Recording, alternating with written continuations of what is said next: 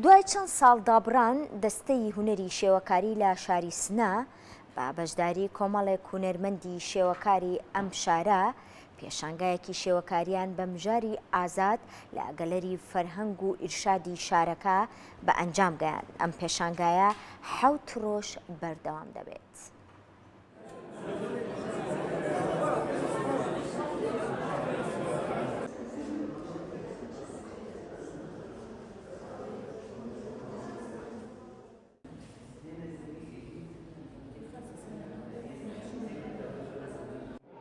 چوار ساڵە لە زمینەی نەقاشیە فعالیتەکەم.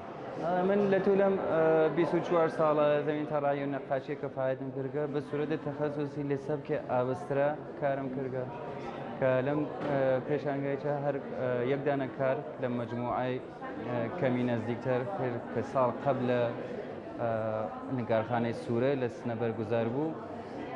هەر یەکێ لەو کارگەلە لەو مەجموعە لەم پێشانگایچە نمایش دریاکە.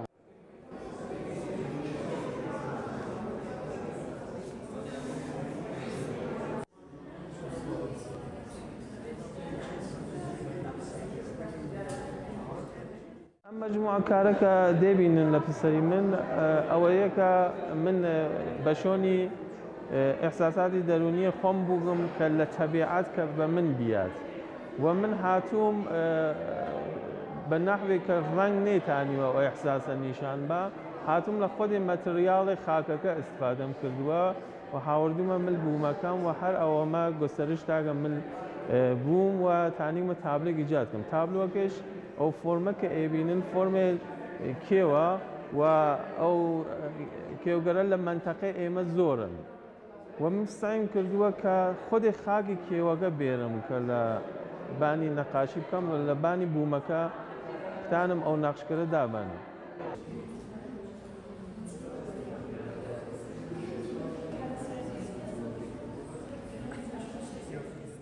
خاسی ئەم نمایشگە پێشانگە ئەوە ئێستا کە لە تواو نەمەندەکان ئوستانە کورسان ئەکسەرێنیان حضوریان هەست تەنەوەع سەبکی وجودی هەست و تکنیکگەلێ مختلفێک بە ئەوزاگەلێ مختلفێک لەم پێشانگە بە ناو کارگەل مختلفە بە نمایش دەرهات کە نوۆجێکەی شانازی بۆ من بوو کە لەم هەر نمایشگە حضورم بوو لە کنار هونەرمەندگەلێ خاصە ئوستانە کورسانە.